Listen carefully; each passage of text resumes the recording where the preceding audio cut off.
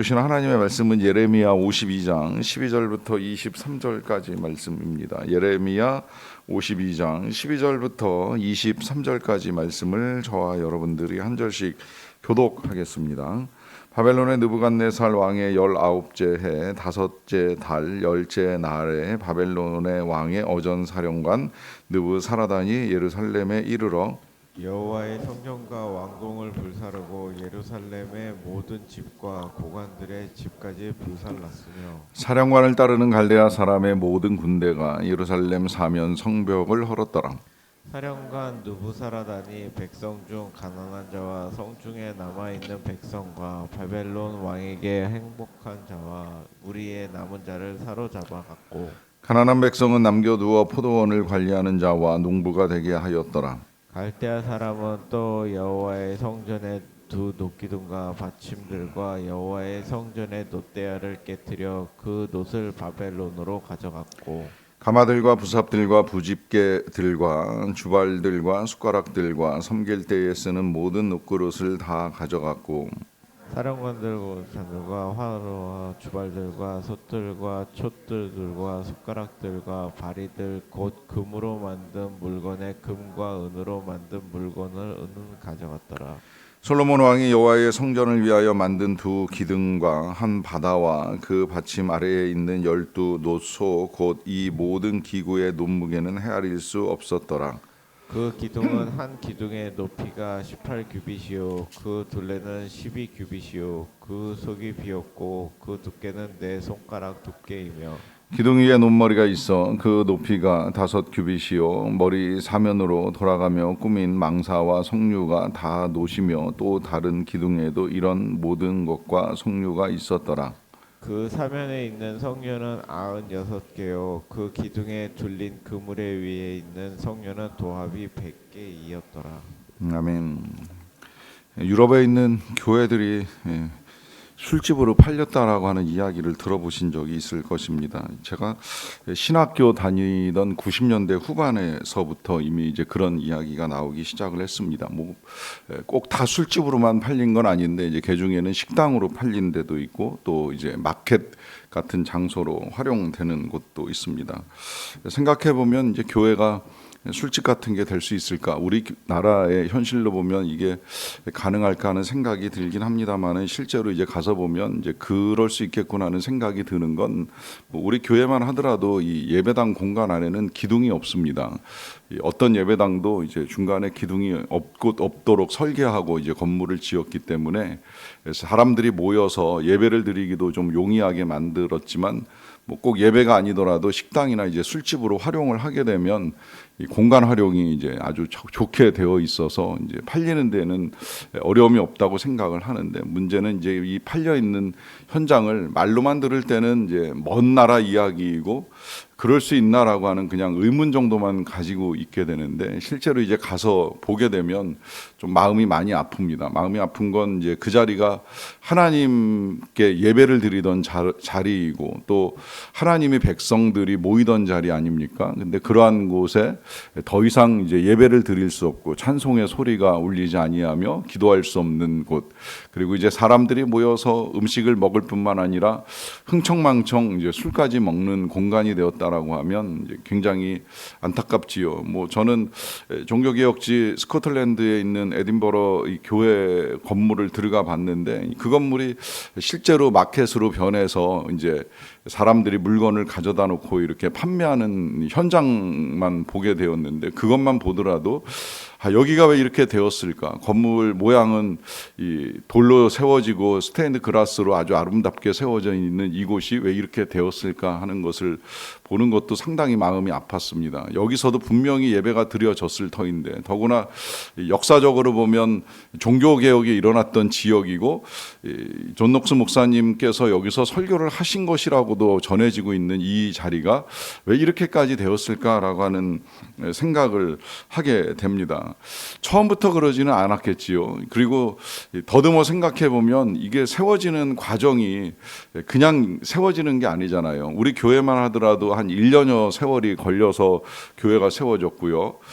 고대 사회에 교회가 세워진다. 솔로몬 성전 같은 경우에는 7년 정도 시간이 걸려서 이제 세워진 성전이고, 또 그 밖에 교회들 뭐 아무리 건축 기술이 발달해도 이게 짧은 시간에 세워지지 않잖아요. 뭐 지금 유럽에는 100년 이상 건축이 진행되고 있는 교회가 아직도 있다라고 하는 이야기도 들리고 하는데, 적어도 수십 년의 세월이 걸려서 세워진 교회였던 것이 분명한데, 그 교회가 그렇게 된다는 거예요. 그리고 교회가 세워지고 끝난 것이 아니지요. 과거의 교회들은 그렇게 세워지면 이제 거기에 사람들이 모여 들었습니다. 굉장히 많은 사람들이 모여서 예배를 드렸던 자리이고, 또 실제로 지금도 그렇게 모여서 예배를 드리는 데가 남아 있기는 한데, 그게 어느 순간 그렇게 무너져서 이제 더 이상 사람들이 모이지 않고 예배를 드릴 수 없다라고 한다면 이게 왜 이렇게 됐을까 하는 생각을 할 수밖에 없지요. 그러다 보니까 저도 상상을 좀 한번 해봤어요.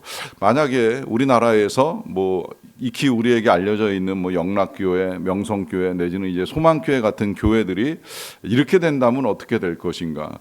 사실 그 교회들도 대개가 다 이제 1층에 예배당을 가지고 있습니다. 본당이 1층에 자리를 잡고 있는데, 그러니까 사람들의 출입을 굉장히 용이하게 만들어 놓은 공간의 구조를 가지고 있는데, 이런 교회가 끝내 이제 문을 닫게 되거나 팔리게 되는 일이 과연 일어날 수 있을까라고 하는 생각을 해보게 되는 거죠. 그런데 제가 듣기로 제가 영락교회 사역할 때 정도 그 정도는 아니었는데, 이제 그 이전에 한경직 목사님의 뒤를 이어서 이제 박조준 목사님이 목회를 하실 때에는 수요일 같은 경우에 사람들이 줄 서서 예배당에 들어갔다는 거예요. 이제 7시 반에 예배를 드리려고 하면 그 전부터 이제 사람들이 와서 문 열리기를 기다렸다가 문이 열리기 시작하면 정말 물밀듯이 이제 모여들어서 예배를 드리고 말씀을 듣던데라고 하는데, 저는 그런 광경을 보지는 못했습니다. 딱 한 번 이 밀레니엄 맞이하면서 이제 2000년 맞이하는 송구영신 예배를 드릴 때에 이제 한 번에 예배를 드리다 보니까 너무 많은 사람들이 광장에 몰려가지고 정말 줄 서서 들어가는 듯한 광경을 본 적이 있기는 합니다만은, 그 이외에 영락교회 수요 예배에 그렇게 막 차고 넘치는 사람들을 보기보다는 오히려 아침에든 저녁에든 그냥 어느 정도 썰렁하게 이제 적당히 자리를 채운 이제 사람들의 모습을 보는 일만 있었는데, 이러다가 정말 교회가 어떻게 될까 이제 의문을 가지는 중에 뭐 아직까지도 뭐 영락교회가 크게 어렵다 이제 이런 소식을 듣지는 못했는데, 과연 이런 교회들이 그렇게 수십 년, 수백 년의 세월이 흘러도 동일한 모습을 지켜낼 수 있을 것인가라고 하는 점에 있어서는 의문이 됩니다. 아시겠지만 오늘날 교회는 이제 갈수록 노년은 많아지고 이제 유소년들이 점점 줄어가고 있기 때문인데요. 감사하게도 우리 교회는 아직까지는 뭐 아이들이 너무 많은 것이 되게 감사하긴 합니다만은, 많은 교회들의 이야기를 듣다 보면 교회들마다 이제 이 노년들은 늘어나면서 청소년들이 줄어들고 있다라고 하는 탄식을 하는 건 이제 되게 동일한 현상인데요. 그러다 보면 앞으로 이 교회의 미래가 어떻게 될 것인가라고 하는 이제 의문을 가집니다. 그러는 가운데에 이제 오늘 우리가 보게 되는 본문의 내용은 예루살렘이 이제 무너지는 내용입니다. 이 예루살렘이 무너지는 과정은 성전과 왕궁이 무너지면서 불에 타기도 하고, 또 이 예루살렘 내에 있는 모든 집과 고관들의 집도 다 이제 불에 탑니다. 그리고 이 성 전체를 에워싸고 있었던 이 사면의 성벽도 다 파괴되고요. 그러고 그 안에 거하던 이제 대부분의 사람들, 뭘 하던 사람들이든지 대부분의 사람들은 죽거나 살아남았으면 포로로 끌려갑니다. 그리고 이제 가난한 백성들만 남아서 이 포도원을 관리하고 이제 농부로서 이제 생활하게 된다라고 하는 말씀이 기록되어 있고요. 그리고 이제 나머지 부분은 성전 안에 있었던 많은 기물들, 제사에 사용되었던 이 대야나 가마나 그릇이나 뭐 이런 것들뿐만 아니라 심지어 성전을 떠받치고 있었던 기둥과 그리고 물두멍의 받침까지 하나도 남김없이 다 바벨론으로 이제 가져가게 되는 이제 그런 이야기가 오늘 저와 여러분들이 읽었던 내용의 전부입니다. 이런 내용들을 읽다 보면 이게 왜 정말 왜 이렇게 되었지? 이 예루살렘 성전도 7년이라고 하는 세월이 걸려서 세워진 성전이고 또 그 성전이 세워진 다음에 솔로몬 왕이 많은 백성들을 데리고 감격의 예배를 드렸던 자리이잖아요. 기도를 드리면서도 성전을 세웠지만 감히 내가 하나님을 이 공간 안에 모실 수 있을까? 가둘 수 있을까? 이런 염려를 하면서 아주 겸허하게 하나님을 찬양하고 영광을 올려드렸던 자리인데 그 자리가 이렇게 된 거예요. 사실 보면 과연 무너질 수 있을까? 이게 정말 타는 게 맞나? 이제 이런 생각이 들면서 지켜봤던 사람들도 있었을 터인데요. 이런 것들이 무너지거나 이제 바뀌는 그런 현상들을 보게 되면 한 번쯤은 우리 마음속에 이제 이런 생각이 찾아옵니다. 이게 가능한 얘기인가? 왜 가능한 얘기냐라고 하는 질문을 하느냐라고 하면 이 모든 것들이 세워지고 난 다음에 누가 세우더라도 꼭 끝에 하는 말이 있잖아요. 하나님께서 하셨습니다. 뭐 그 말씀 때문에 이제 이것이 이제 비난의 거리가 되기도 하는 이야기를 듣기는 했습니다만 어떤 형태로 이 예배당이 세워지든지 간에 하나님께서 하셨다는 사실을 되게 인정하고요. 그리고 세우고 난 다음에 이제 적어도 그곳을 찾는 사람들의 마음 속에는 거기 하나님 계시잖아요 라고 하는 말을 하는 거예요. 그런데 하나님이 세우시고 하나님이 계시는데 그런 공간이 어느 날 무너지거나 불타버린다라고 하면 이게 왜 그럴까? 이게 정말 가능한 얘기일까라고 하는 의문을 가지게 될 수밖에 없는 것이죠. 그러니까 이 솔로몬 성전도 수백 년의 역사를 흘러오면서 그 자리에 우뚝 서서 언제라도 하나님의 백성들이 가면 거기에서 제사를 드리고 예배를 드릴 수 있었던 것이었던데 왜 이게 이렇게 비참하게 무너지는가라고 하는 이제 생각을 할 수밖에 없습니다. 그런데 그 이유를 바벨론 입장에서 이제 먼저 찾아보게 되면 더 가슴 아픈 것은 이게 바벨론인이 예루살렘을 침공하고 나서 여기를 지금 무너뜨리고 불지르고 그리고 그 안에 있는 모든 것들을 다 가지고 가는 건 그냥 단순히 자신들이 전쟁에 승리했기 때문에 이런 일을 할 수 있다고 생각하는 것이 아닙니다. 그들은 그들이 믿고 있는 신 바벨론의 이 무로닥이 이스라엘 백성들이 믿고 있는 신 여호와를 이겼다고 생각하는 거예요. 그래서 그 성전을 다 무너뜨리면서 자신들이 믿는 이 우상의 위대함을 드러내고 더 나아가서는 그 여호와의 패배의 전리품으로 그 모든 기물들을 바벨론으로 옮겨가는 것입니다. 그럼 더 이상하죠. 하나님이 패하신다. 하나님이 그런 일들을 겪으신다 내지는 그런 일을 당하신다라고 하는 게 이게 말이 되는가라고 하는 생각을 할 수밖에 없는데요.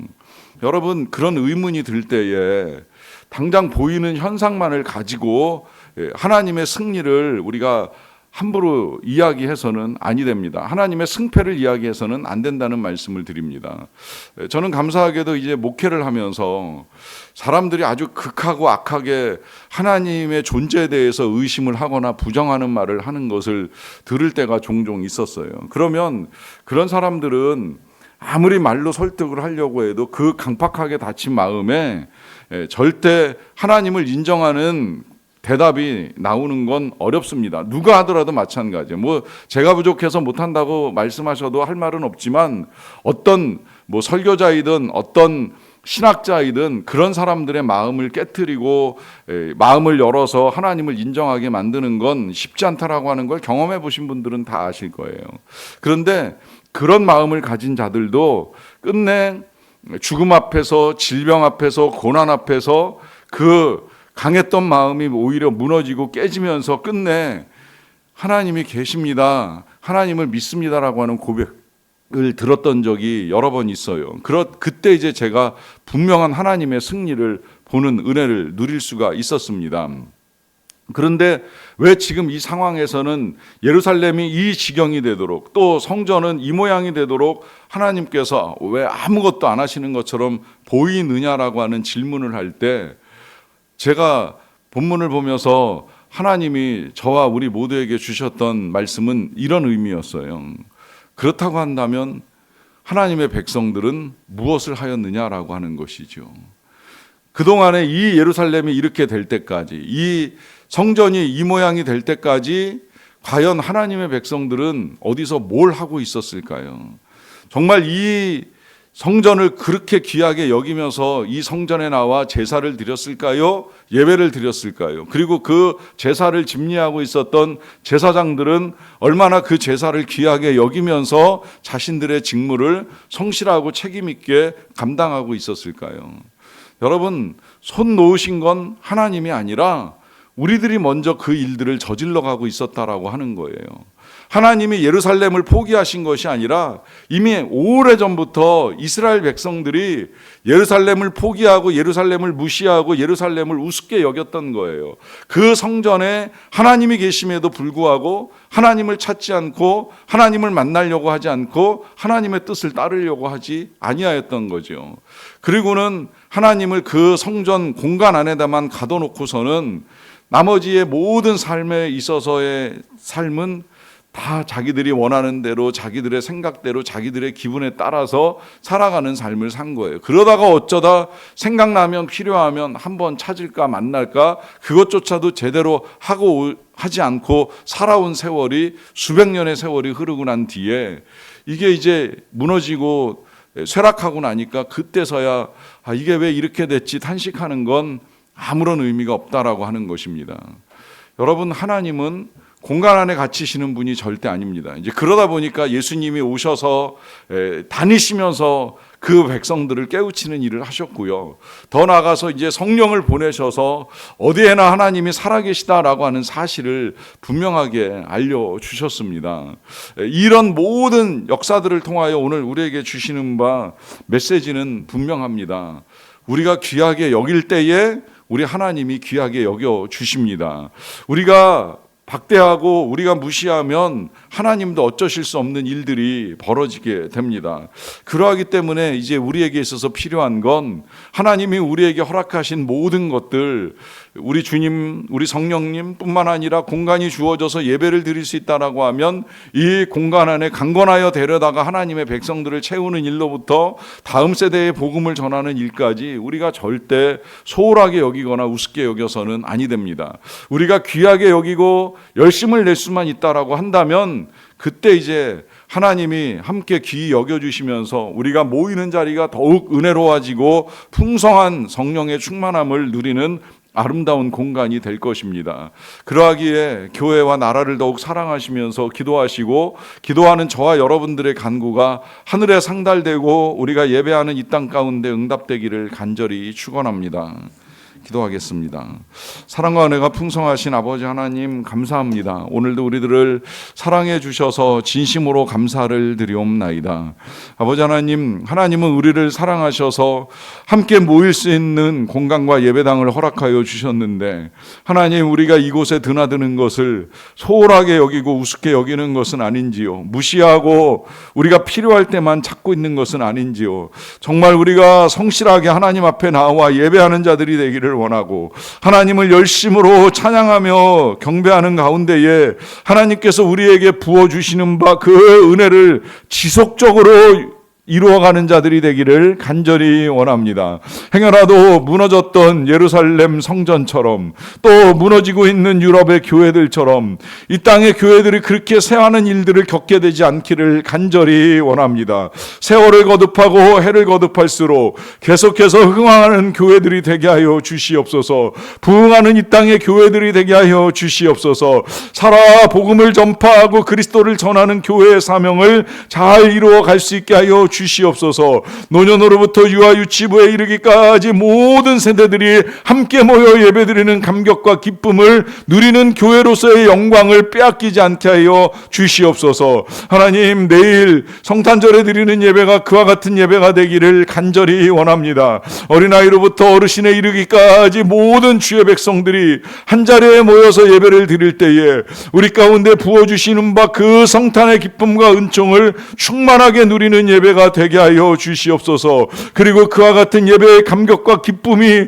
수십 년 수백 년의 세월이 흘러도 변하지 않는 예배가 되게 하여 주시옵소서. 우리 주님 다시 오시는 날까지 교회의 역사가 쇠하지 않도록 도와주시고 끊임없이 교회로서의 사명, 예배를 드리며 복음을 전파하며 또한 다음 세대를 가르치는 그 귀한 비전들을 아름답게 이루어갈 수 있는 교회로서의 역할과 사명을 이루어가게 도와주시옵소서. 이 일에 모든 성도들과 교우들이 한마음이 되도록 도와주시고 그리하여서 참으로 우리 나라가 세워진 교회들의 부르짖는 기도 속에서 그 굳건함을 이어나갈 수 있는 역사를 써내려갈 수 있도록 도와주시옵소서.